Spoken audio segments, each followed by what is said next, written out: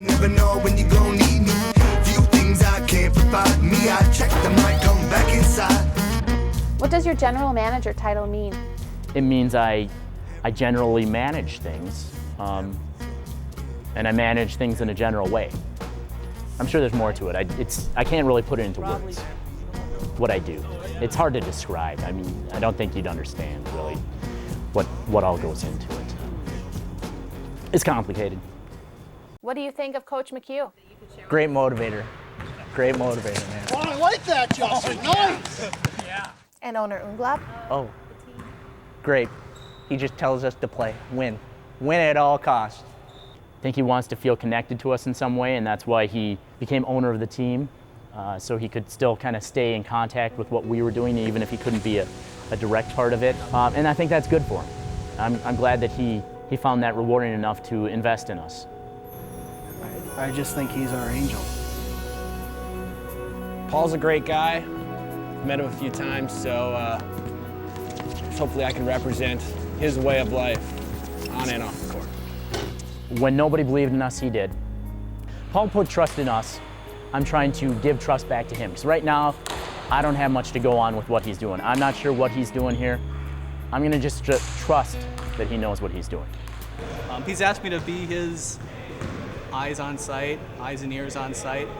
I'm supposed to relay back to him bits of information about the players that have come to the tryouts. Well, like if I want to call him up and do strategy and stuff, I can still do that, even though you're in your role now, right? I'm sure you could try to call him, yeah. I don't know. I could try to call him? I don't know if Mr. Unglab would take your call directly. Mr. Unglab. Mr. Unglab. The guy that was my roommate in college may or may not take my calls. That's what you're saying?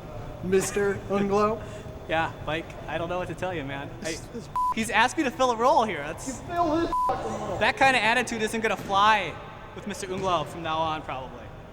Okay, so you got to have a better attitude toward the team.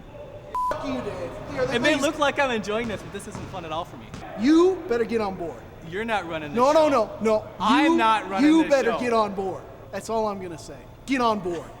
Michael, you should come back here and talk to me in a civilized way. This isn't the way management relates to its coach. Do you know what the team name is? No, what is it? It's Unglablik. Ungablik? Oh yeah, that's African, right? For tall, beautiful Nigerian, right? Ungablik. Sound like a dish though, like good breakfast food. Can I get two garlic specials and a Big Mac to go? Tell me, what does that mean to you?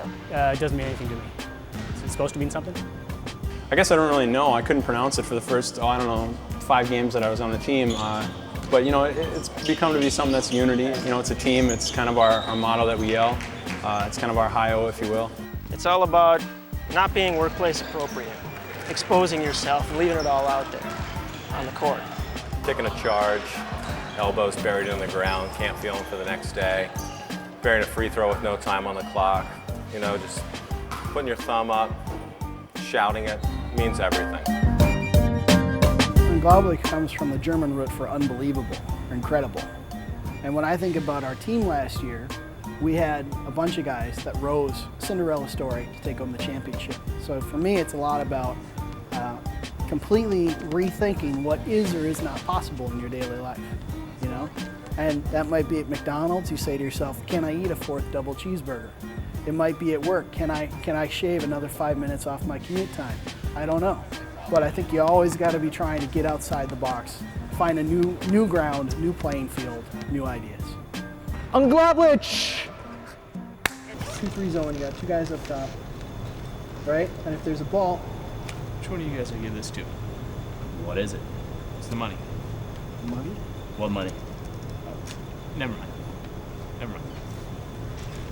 What the fuck is that? I should have said me. I'm working on plays, you're working on Give players. me the money. We're not money guys. How do you achieve glory in your daily life? There are some people in the world that remind me of Christian Laettner. And I really do, they've got everything handed to them. They think they're the greatest. They don't have to work that hard. I do whatever I can to, take those people out. To me right now, it's just a word. If you would have asked me last year after the championship game, I could have written a sonnet, could have painted a picture, I could have stripped off all my clothes, dropped in a hot butter and shown you, but right now it's just empty. I'm so far away. Was he offering us money? I don't know. Did you see where he put it? Okay. Hey, Mike. What's going on?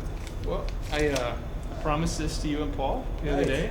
I think that should take care of what we talked about. Okay. So, Welcome to the team, man. thanks, man. I appreciate it. This is gonna be good. I think so. I think it's going to help us out a lot. And, Yeah. Shelby's going to be totally stoked. I think she'll be good for ratings, too. 'Cause if I'm around, she's around. He is my life.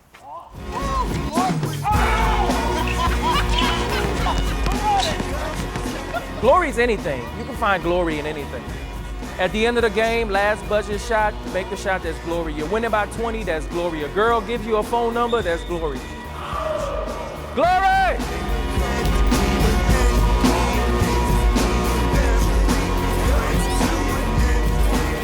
Well, you got yourself a humdinger.